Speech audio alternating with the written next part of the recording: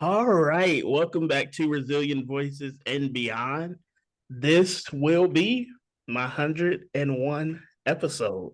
So I'm really excited for today's episode. But before I get into all of that, I would be remiss if I did not say thank you to all the support, all the kind words, all the love, all the guests who's been on here, all the guests that are on the road to being on here soon. Have a couple people lined up, and this is a PSA. If you are interested, if you're unsure, hit me up. Let's talk about it. This is a space for you. I promise you.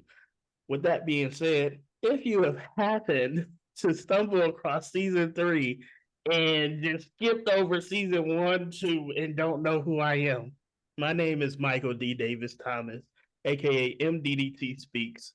I spent approximately over 11 years in the Michigan child welfare system, starting out on the JJ side and then transferring over to the foster care side, in which I aged out.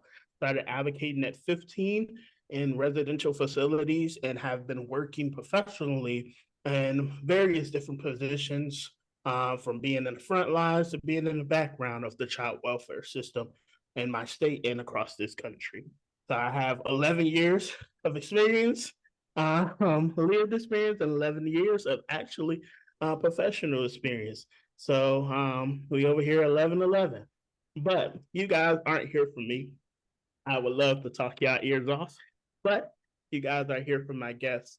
And without further ado, I'm gonna have her introduce herself. Hey everyone, my name is Jojo Murdock and I'm living out here in California. I'm the founder and executive director of Awakening Giantz, which is a nonprofit that serves those who've experienced or been impacted by the foster care. And we serve the whole person and whole family.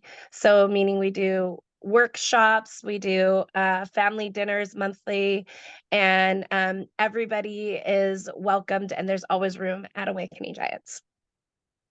So before we get into the nitty gritty of Awakening Giants, because that sounds amazing. That sounds to me like community building, family preservation, prevention work, the whole 9 yards in which we are trying to do to build a sustainable community amongst each other, but also including individuals impacted by the system. But before we get into that, you know, let's get to know a little bit more about you and how this journey began. So, my first initial question to you, like I've asked many other times, is to whatever ability that you're comfortable with, build us a timeline to the work that you do now. Got it. That's a great question. Well, I would say that I spent 10 years in the foster care system, where because my mom, who was a single mom, she had three girls, and I ended up in foster care when I was 8 years old. And I officially stayed in when she lost her rights at that age and went from 8 to 18, and I aged out back then, which means that I turned 18 and went before a judge and then left foster care. But I professionally stayed tied to the foster care welfare system because I really believed that I wanted to give back to the community that I came from. I had done so many roles from um, just advocating for foster youth. I was a foster club all-star. I interned and worked with and spoke with ILP, Independent Living Program. So I used to teach classes, and ILP out here in California is the program where foster youth have an opportunity to learn life skills and learn how to get ready to be out on their own. And so I used to do classes and help teach those. I also used to present to foster parents and give them the perspective from the foster youth and how they could be better foster parents, or also give tips of how to help foster youth when they're coming into your home feel more welcomed. Um, I went on to get my degree. I got my 2-year degree from our local Allen Hancock Community College, and then I transferred to UCSB where I got a degree in sociology. And I'm the first in my family to have ever done that, so I'm really proud of that. I always say I'm part of the 2% club. Um, and a gaucho, go UCSB. And I got my degree in sociology. And after getting my degree from there, I did do some work in alcohol and drug abuse prevention. I went back and worked for Allen Hancock College, where I did secondary education and helped to launch what used to be KFES, is now Next Up at the community college level, which helps those who've been impacted by foster care or those who were in foster care be successful and help them pay for their books and their stuff at the community college level.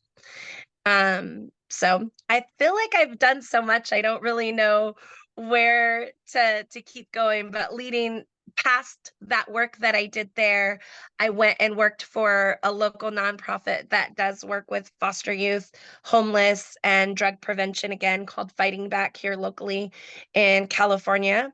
And I love the work that I did there, but I was helping the K through 8th grades with foster youth while they were still in care and helping really make sure they don't fall through the cracks.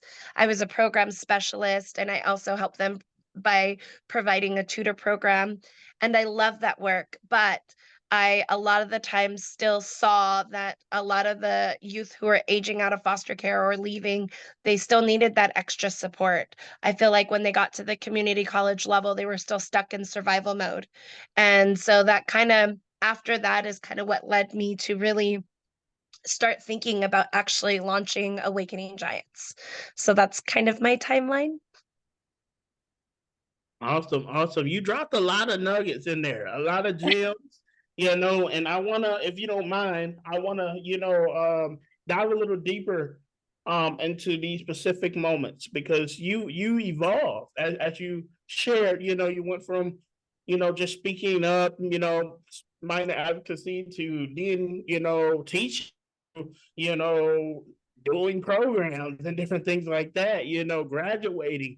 So I wanna break this down a little bit so that the audience and I can get to know you a little bit more and maybe something within your story may be able to spark with spark or be relatable to someone else out there. So within well, let me ask this question. Let me step back. Let me ask this question Mhm. before because my mind multiple questions moving at once. There's a lot of times a lot of us as alumni, you know, Yes. and I recognize I was told what someone shared with me that not everyone likes being called an alumni because when you leave out of the system, it's not something you really graduate for or something honorable. There isn't another word that I can use yet that supports um, the courage, the resiliency, the triumph of those individuals by facing those challenges and being the odds. So until another word comes up, I will be using alumni. So that's just a PSA if you continue listening to all the other episodes. But a lot of alumni, like me and you, something sparks from when we experience our own, circumstances to the navigating out to want to continue to help pay it forward. Yes. When did that kind of settle in with you? Because even as you navigated through your timeline, there were times where you wasn't really specific to child welfare kind of working with foster youth. You navigated into substance abuse and recovery, and many other lanes, that wasn't really too in depth, but it's still connected in a way. And all in all, it was helping people, human service work. So after you have been through all you've been through, and many people would say, we understand if you just wanted to reserve in or just go live your life, be a stockbroker, whoever. What what was it that really was like, I want to help people, essentially? I want to dedicate my life to making an impact or something. I think there was this moment when I was growing up in foster care. My foster mom, who later becomes my adopted mom in my story, so she's my mom, was I would get up with her no matter what time of night, every time we would get a new kitten. And there was something about welcoming them into the home and letting them know they were not alone that really resonated with me. And as I never knew exactly, I didn't wake up one day and be like, I want to be a social worker. I didn't wake up one day and be like, I want to do this. But what I did do is over the years really develop what I feel is my calling. And when I came into my faith, my freshman year in high school, I realized that I didn't care how I got to give back. I just wanted to give back. And so I just started serving. I would go to homeless shelters, I would go to nursing homes. And I went on this journey of finding where I felt like I could make the most impact. And I realized it was people from my own background. And I actually fought the urge to come back to social work, if I'm really honest. My first few years after leaving, when I was 18, I went into retail. I did other things. I went to college and I thought, you know what? I'll work in a church. I'll do something else. But it was kind of when I went off to Hawaii and then I came back and I was going to school, and my old ILP worker reached out to me and said, "Hey, I know you had done this intern. Come and teach. Come and tell them what it was like for you and how you made it." And I remember thinking, I haven't made it anywhere. I'm nobody. Who am I to step into these people's lives and to tell them something? And I realized in that moment, for people like us, making it meant that we got out, that we were housed, that we were eating, that we weren't in jail. And I thought that standard isn't high enough. Mm-hmm. And I think it was that moment that I realized that that was successful, and that it kind of made me sad that I wanted people to know there was more to life than just that. There was more to life than just surviving. And from that moment on, I just decided that was my path. And I went on that journey of saying just yes to whatever opportunity popped up and learning where I could give back and where my voice and my story would be most impactful. Wow, thank you for that. You spoke about freshman year. Was that freshman year of college? No, that You was my freshman year in of high school, actually. high school, freshman year of high school. Thank you for correcting me. Um, Coming into your faith, so that's really like really young. Um, and as a person that I try my best to live by my faith, I know that the road by itself of being um a person who came out of any aspect of our social welfare system, child welfare system, is can be monumental and a struggle. But also the road to being a person that has faith and believing um can be even more so of a balancing act. Um um how has that what's the word I'm looking for? How has that um journey, there we go. How has that journey impacted the way you see things and how you do your work and how you understand the people that you're servicing? That's such a good question. And I will say, just kind of how you said it has evolved, that I've evolved, my faith has evolved with me. And I think the first part of that was that just coming into this place and realizing that there was somebody that, regardless of where I'd been, regardless of where I was going, loved me for Mm-hmm. all of who I was, spoke such volumes after I felt like I had been through hell and back. I felt like I was older. My soul was older than most of people my age. And I found this really hard place of like just not feeling like I had many people to talk to, because you didn't want everyone to feel sorry for you, but you knew more than what most people your age knew because Mm-hmm. of the life that I'd seen, the life that I'd lived. And when these people came to my high school and they had talked about living on the streets and, drug addicts and all these different things, and there they were, like on this stage talking to hundreds of people, Mm-hmm.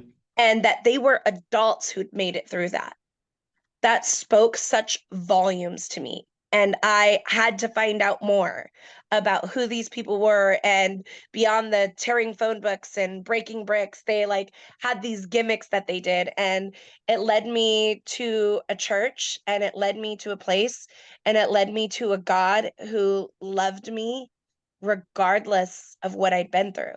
And it just changed me. I feel like it saved my life. And it was not about, my faith has never been about convincing other people to believe what I believe. It has been about clinging to life, about wanting it more than I can breathe. And that has changed me from the inside out. How I viewed myself, how I viewed other people, how loving people exactly where they're at and exactly for who they are in that moment makes a difference. And walking in the authenticity of who I'm called to be on a daily basis, moment by moment, is how my faith has impacted how I move through this world and how I love people from this, who've been through what I've been through. And not just people who've been through what I've been through, but anybody I come in contact with. My goal with my faith is that I never just have to speak his name, that people will know through my acts and how I love them and how I love those around me, that that speaks louder than anything else I could ever say. And so with that, my faith has evolved into that. I think at one point it just was restricted to the church and my understanding of what church was. And then Mm-hmm. it extended beyond those walls, and recognizing that everybody that I was in contact with, was my job was just to love people well, to love him well, to love myself well, and that would translate to loving others well. I don't know if that answered your No, question, but no, it answered it beautifully. I really appreciate you sharing that, with me and with the audience. I thank you so much for that.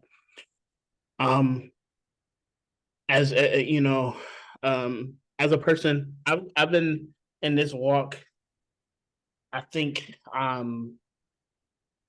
don't think I've shared this aspect with my audience, but I grew up in the church. It was known, but my abusers um brought me to that church and would come home and it'd be a different thing. So I had to find faith on my own and reconnect from a non-traumatized point to whatever it was to be. Um, and I remember being in juvenile in there were seeds sown in me, and that was what resonated and blossomed from there. Now it took years to be who I am today. And I'm still under construction. And I take it as, amen. every day I'm learning to be a better man, a good man, a good Christian and so forth.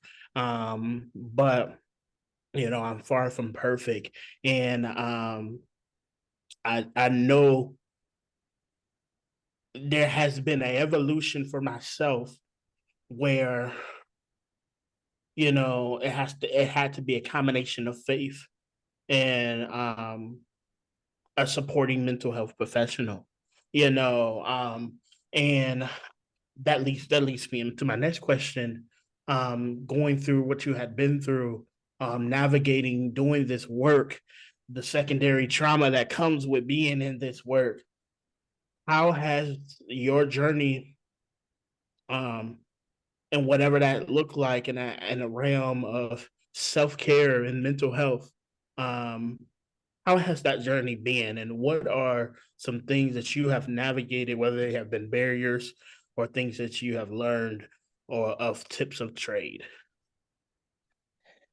That is such a good question, and I think it's something that regardless if you've come from lived experience or not, that I think everybody really struggles with, especially not getting burnt out. And I will say, I have been burnt out many times where I've walked away from the field where I told myself, I don't know want to do this. I don't know why I'm doing this. Why am I going back to places where I can see myself in other people from that time period where I was hurting and living through hell.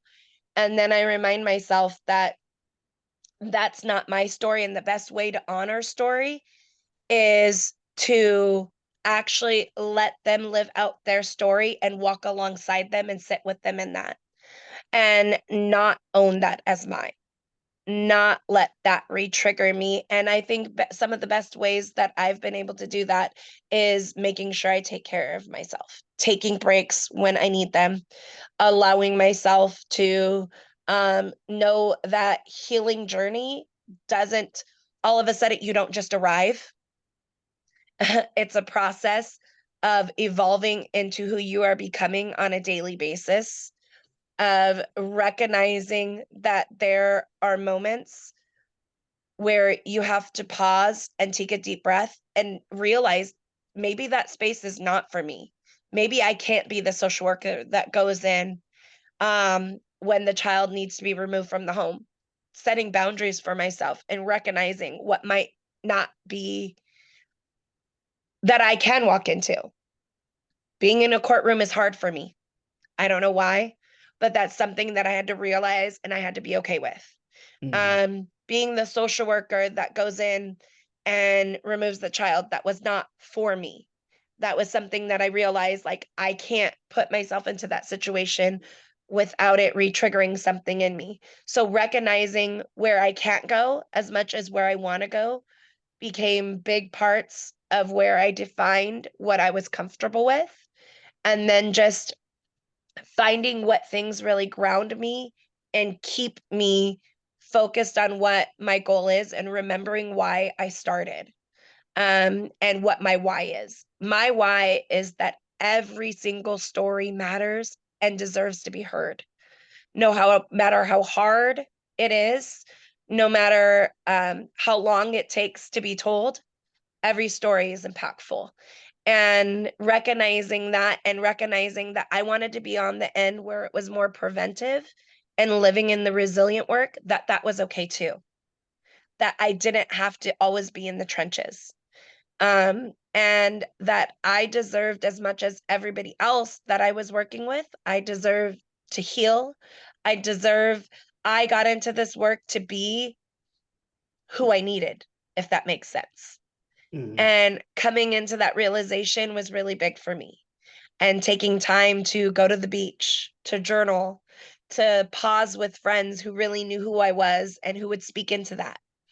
Having accountability, people call me out and be okay with being called out and recognizing that iron sharpens iron and owning up to things that being busy didn't always mean I was doing the right thing or stretching myself too thin, recognizing when I'm doing that, or, recognizing when I've said yes to too many things and I should have said no, and evaluating that process. So I think self care and the secondary trauma that comes with working with people is really about evaluating where you're at and being okay with wherever that is and recognizing that it's okay if you're not always okay, and that it's okay to walk away sometimes when you realize that space is not your space. Those people are not your people. But you will find your way back to what you're called to if you're aligned with who you're supposed to be and with, in my personal opinion, with who's called you to the work you're doing. So, Definitely, definitely. You spoke earlier about, evolving and growing and still constantly in that space of still growing, learning, evolving, and more, not just in one specific aspect of your life, but in multiple. Um, and my next question, we even unfortunately, even as far as we stretch out and distance ourselves from the child who experienced these things, there still are labels and statistics that wants to determine our futures, for us. And feel free to answer this, or tell me you want to pass. But some of the biggest ones for individuals that are in the work like me and you, is around relationships, because we have been through certain things that we can't have sustainable, healthy relationships, whether it be with family, whether it be with children, um, um, whether it be in employment, and different aspects of like in different aspects of that word, and of those different variations of relationships, but also um, we will be a product of what we endured. um, and if you don't mind, you are a mother yourself. What has correct. been the biggest learning aspect for you, experiencing what you experienced, being in this work, seeing some dark things, you know, yet parenting yourself. And I'm pretty sure that's a totally different lifestyle than what you've had to endure as a child yourself, that the lifestyle that you're providing for your kids. So what has that journey been in that part of your life? I will say that I was very, very blessed to end up in a foster home for 10 years. I stayed in one home when I finally did enter into care.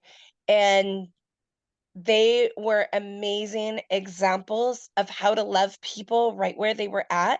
Mm-hmm. She had a daycare that said kids are people too. Mm-hmm. That spoke volumes I to love me. that. Kids are people too. Mm-hmm. And I was always heard. We were part of family meetings. We were told that we were worthy, that we were loved, that we were beautiful. And I took that to heart. And I went out and found people that I wanted my family to look like. And I may not have always had a consistent mentor, but moments that I took away from people when I spent time with their families, that I was like, I want it to look like that. I want my family to look like that. And I really leaned into the fact that I did not have to be my mother. I did not have to be where I was from. And I held on to that with a death like grip. Let me tell you.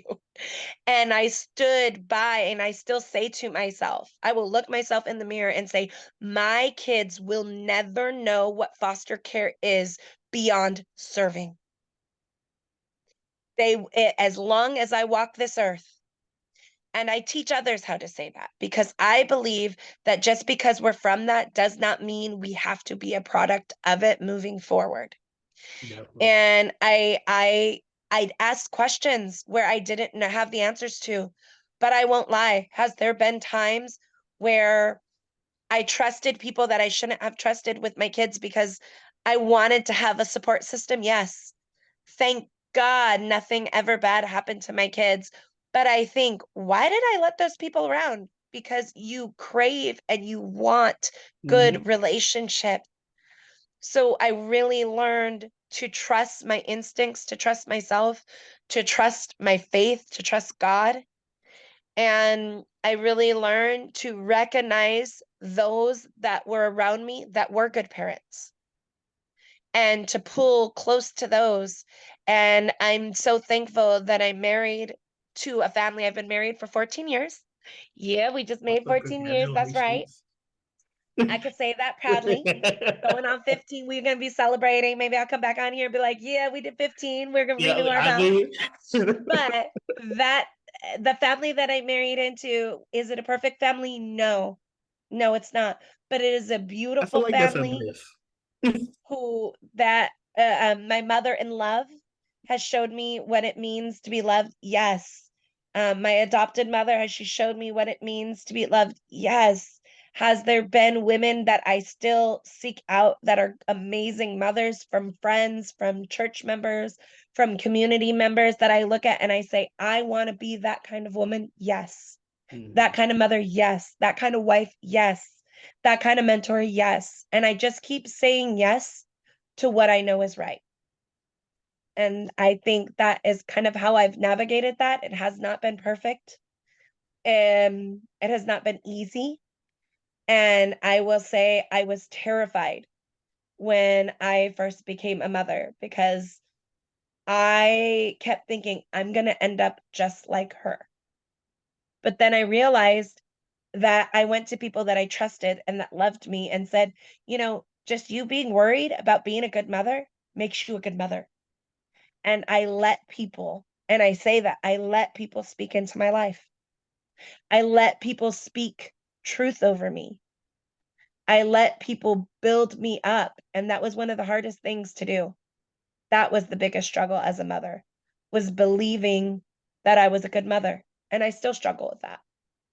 But I choose every day to focus on one little thing that I did right. Wow. Thank you for your vulnerability and sharing that. I truly appreciate it. And For the adoptive foster parents that may be listening, can you share what that one quote that stuck with you was again, so they can just, that's a PSA for all of them out there. Uh, My adoptive foster mom used to say to me, you can lead a horse to water, but you can't make them drink. She would also say to me, you got to get through all your no's to get to your yeses, and you can shoot for the moon and you'll land in the stars. I still live by those statements. And also understanding that I really also took, I know those, maybe a lot of those sound cheesy, but I took them to heart. I was like, you know what? If I don't drink from the water that was given to me, what am I doing? Right? Or if I was walking with somebody and I was recognizing they just weren't ready for what I had for them, I became okay with saying, all right, when you're ready, I'm still here, but I got to keep going that way. So then it didn't like, I learned how to have healthier relationships because of that. And I think just also her being patient with me and recognizing that my own healing was a journey, and that every moment I was at in that journey, I was still loved. that's just That if I beautiful. was broken, I was still loved. If I'd made a mistake, I was still loved. And it didn't cancel out all the good things that I had done, but I'd made a mistake and I could own that. And I could grow from that if I chose to. But the consequences of the mistake I made, I still had to face. And she let me face it. But she didn't make me face it on my own. I She let think me choose to pick up my own burden, to fix it, and to figure out how to do it. And when I asked for help, she would help me. So I never had to walk on eggshells. I love that, and I think in the world that we live in, and forgive me for this ramble, but it just came to my mind, and I feel like I need to touch I on love this. it. The world that we live in, not just as foster parents or um respite individuals, whatever your license detail, but also for parents, Yes. birth parents out there. I feel like this message is key to you because a lot of times we've been through things and haven't healed from it. When our kids do the same thing, we judge them Yep. instead of loving them, caring for them, and being a support.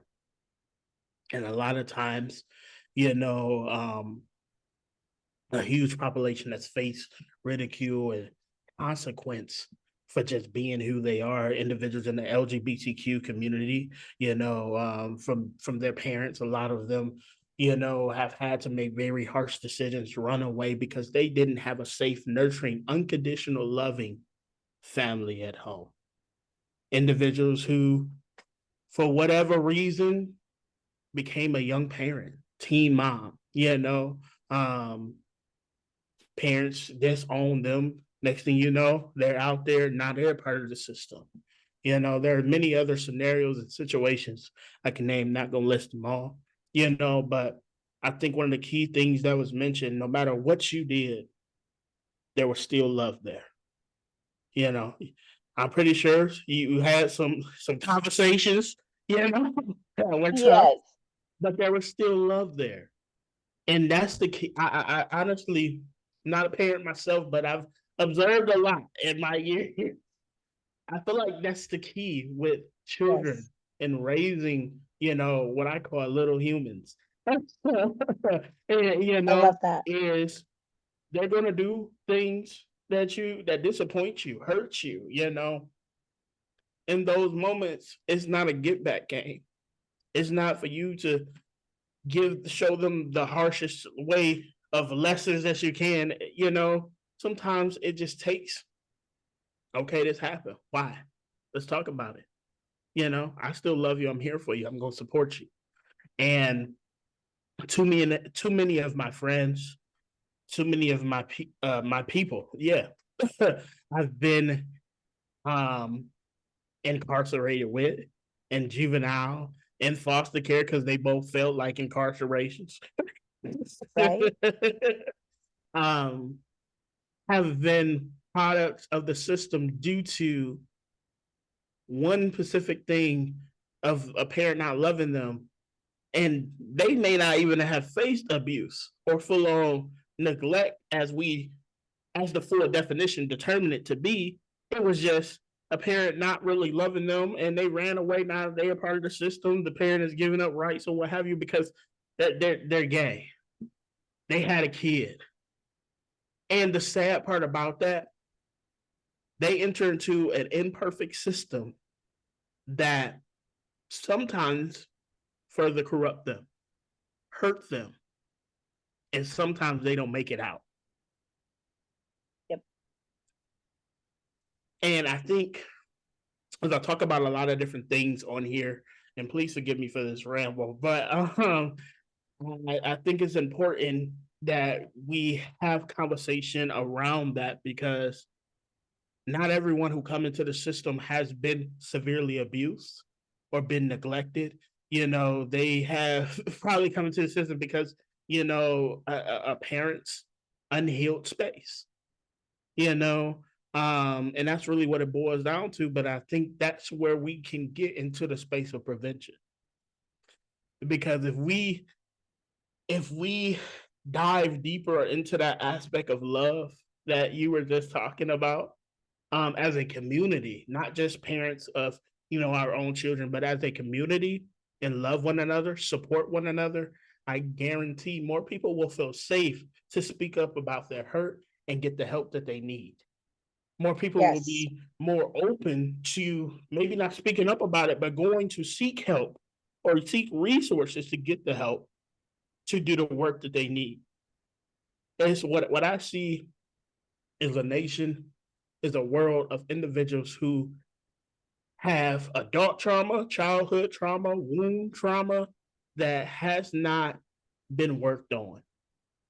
And yes, there are, because we get into this, well, Michael, it wasn't that scenario. Yes, there are individuals who deal with chronic mental illness or mental health disabilities.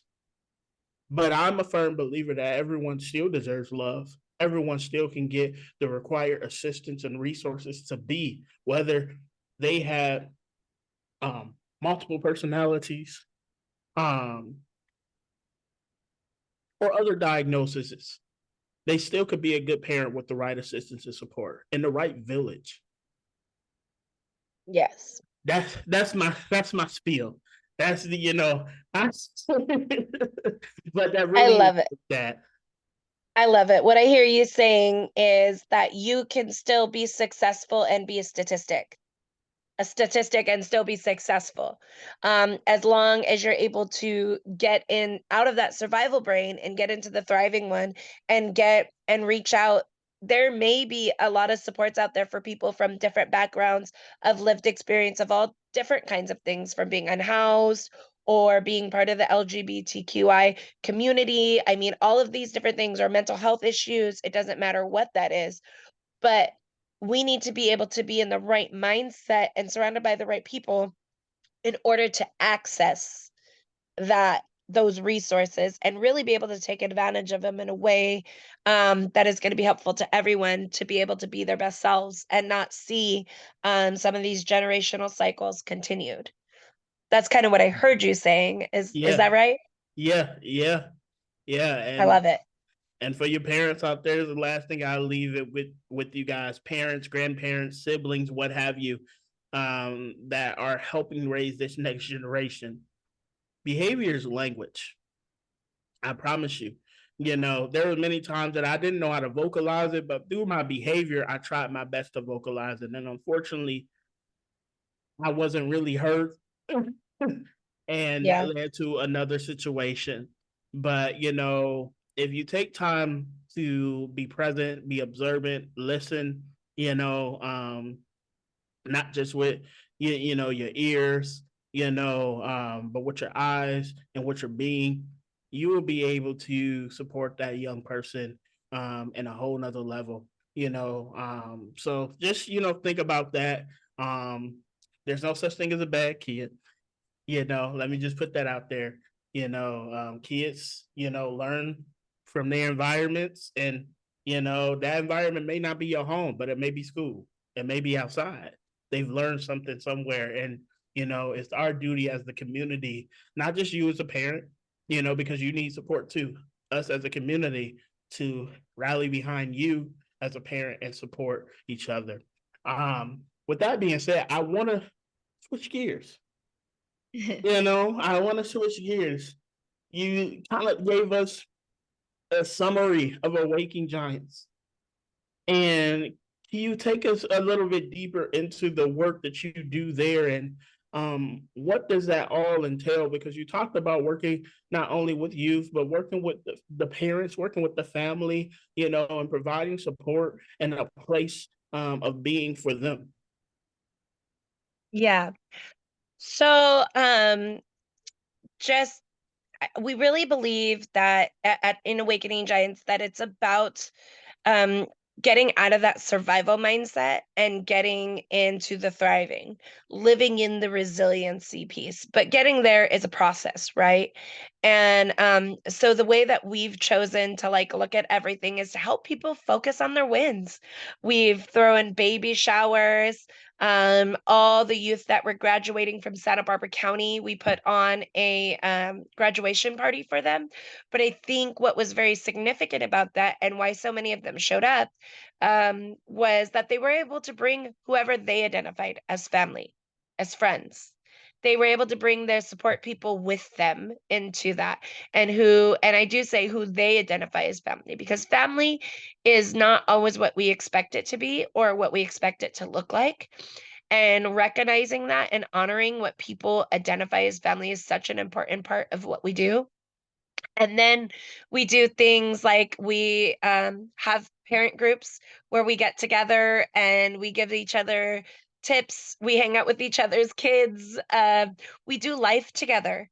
And once they're out of that, like just focusing on surviving, and they can see that they could still be childlike, they can see they could still enjoy life, we then offer up coaching and mentoring and help them navigate some of the resources that are around our community. So we're not providing all those resources, but we are doing soft handoffs within our community, and we've built relationship with small businesses and the other resources that are out there that our community has to offer, like our community college, small businesses who are willing to come along and provide food for us, because we do monthly family dinners where we get together and we eat together and we hang out together, we check in with each other, we see what the other person needs, we offer each other babysitting if someone needs to get to a doctor's appointment or is going to miss class or needs a study break. We're there for each other, and we've learned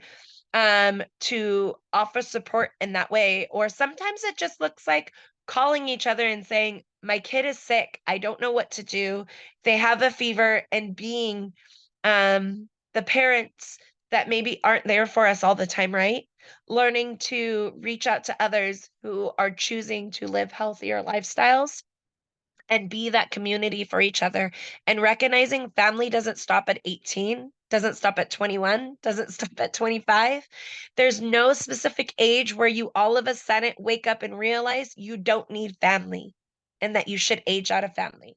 So we're choosing to be that community for each other and to kind of help fill in that gap and make sure that we're not just plugged into another government system, but that we're plugged into a healthy, vibrant community.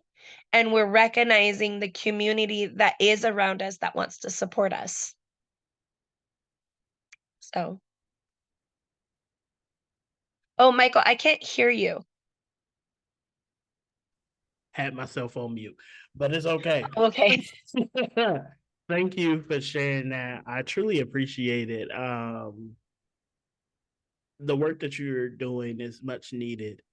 Um, as I get ready to end this out, I only got a few more questions. Um, how how can someone get connected with Awakening Giants? How can they support? What are some of the needs? That is such a good question. I think some of our needs right now are that, of course, we're building out our donor support base. So that is giving us platforms like the one you did today to just talk about what we're doing, to talk about how we're doing it. We're firm believers in Awakening Giants, nothing for us without us. So, really giving people with lived experience the chance and opportunity to share their story and let us know or let us tell you what we need instead of just assuming. Other ways you can reach out to us on Facebook. We do have a Facebook and Instagram. It's Awakening Giants with a Z. If there's any questions about how we're doing that. And we're also helping people right now. We just launched something called Awakening Stories, where we're using an artist to help tell our stories through graphic novel. And we are choosing, some of us are choosing to stay anonymous, some of us are choosing to share just bits and pieces of our story. So coming alongside us and learning and being a part of that journey over the next year, since we got a grant to have a resident artist for the next year at Awakening Giants, we'll be telling more and more stories through that format, through written word and like a comic book graphic novel style. We're really excited about it. So those are kind of different ways you can support. And also, like I said, I think a big part of that is helping us learn where we can share what we're doing and really giving us this stage to really be able to be present and let people know that there's a community of us that really care about what's happening after we leave care, what life looks like after we age out, and that we all deserve a chance to go from surviving to thriving.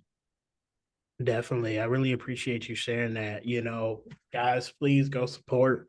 Um, I can't even speak on like the fact that these this is program supports that we need to uplift. Just being real, being honest. Child welfare is a huge industry. It's $1 billion industry. Those agencies out there that are doing it, they got funded. They got it. We don't need to continue. This is just me. This is my opinion.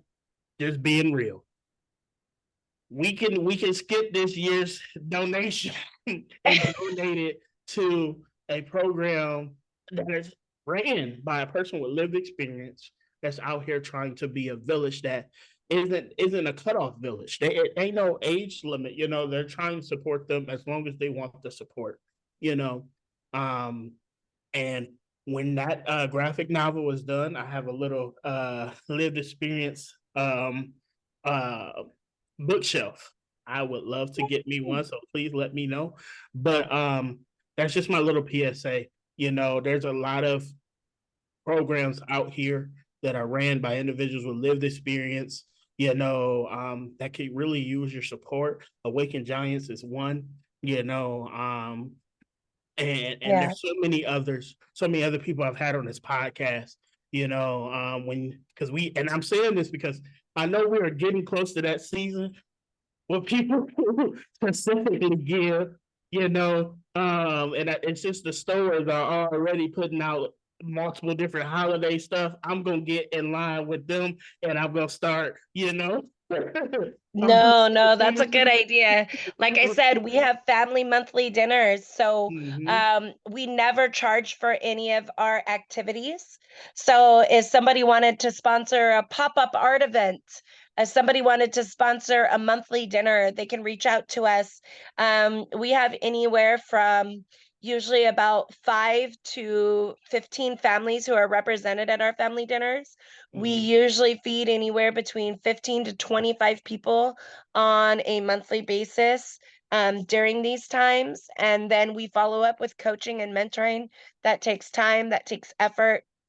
And it definitely, the arts through healing is such an important piece because it gives a place for that trauma to be released, somewhere for it to go that doesn't have to be shoved deep down, and it can go out into a much more beautiful place.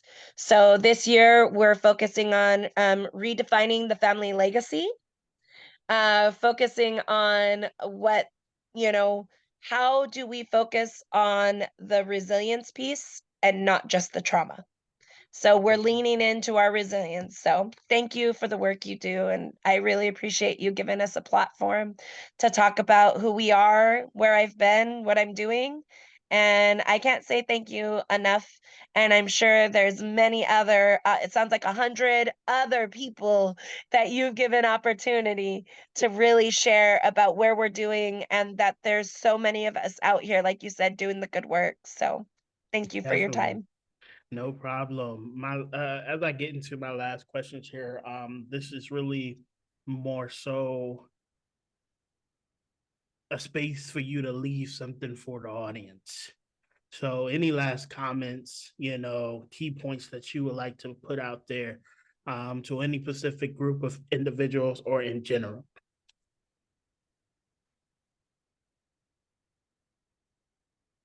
I would say that your story is not over, and that everybody has something to say that is worth listening to. So don't be afraid to get out there and know that like I said, you can be a statistic and be a success story.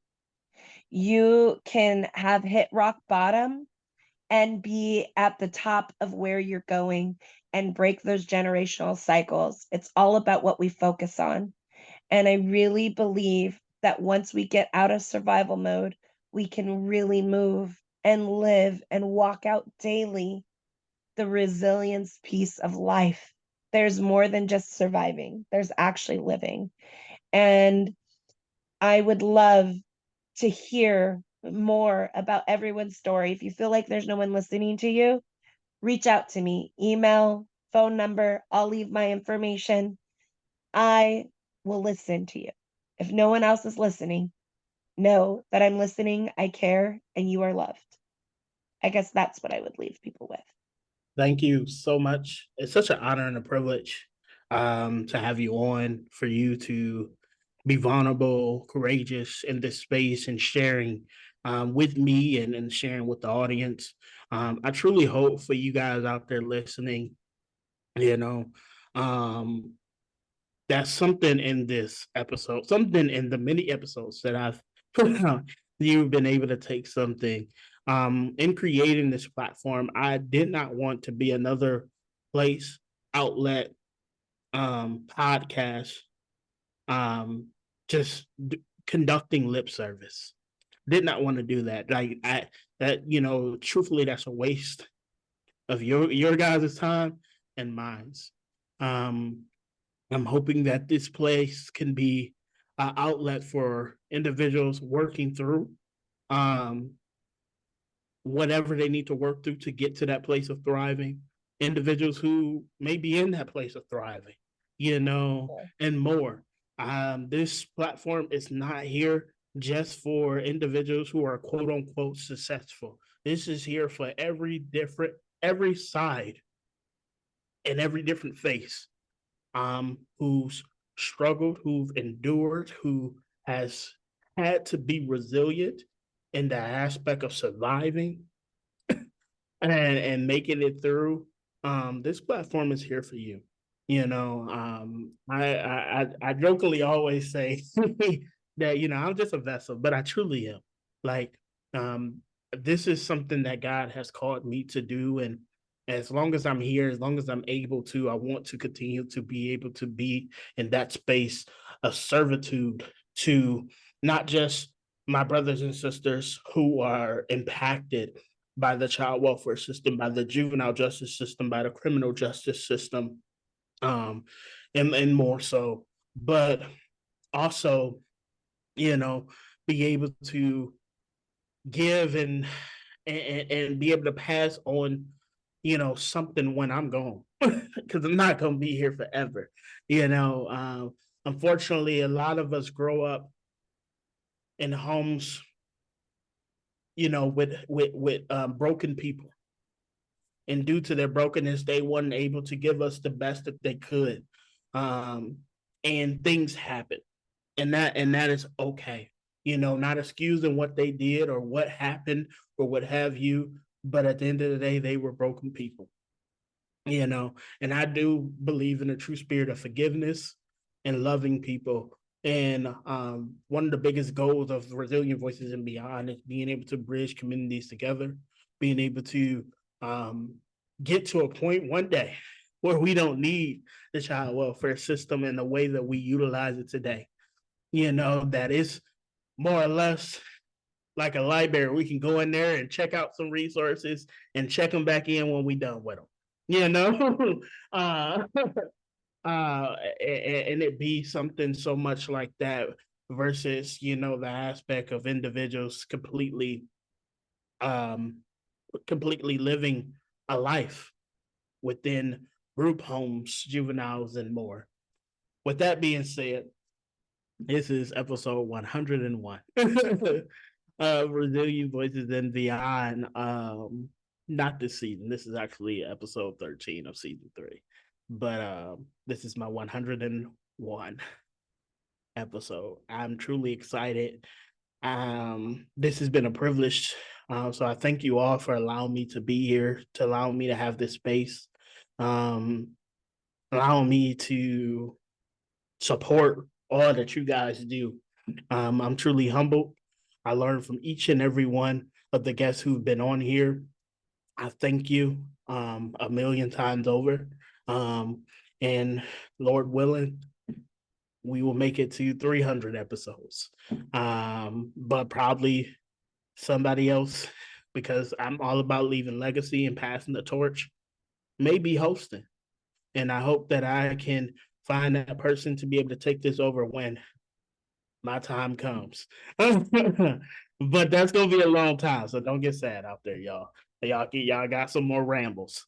But with that being said, cold and flu season is coming up. please make sure you take care of yourself. By taking care of you, you're taking care of others.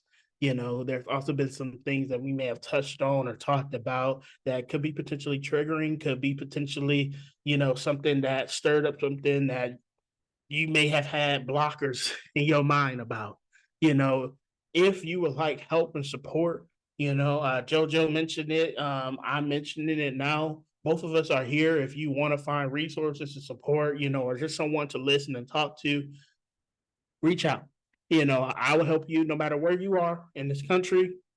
I don't know too many resources if you are in another country, but that I won't stop in getting you those resources and so forth. But definitely feel free to reach out to one of us. Also, I thank you a million times. After season 3, I plan on taking a break so I can work on a book and getting that out there to you guys. Typing is a lot, so it may not be out there right away. So y'all gonna have to bear with me. But I hope in that time that I take out, I want to do some community engagement, community building.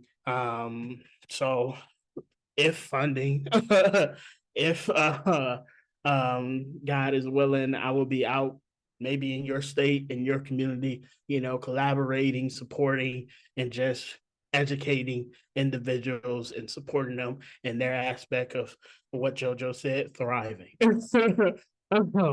And with that being said, this has been Resilient Voices and Beyond, season 3, episode 13. Thank you guys. I hope you guys have a good night, good morning, whenever you are listening to this. Until next time.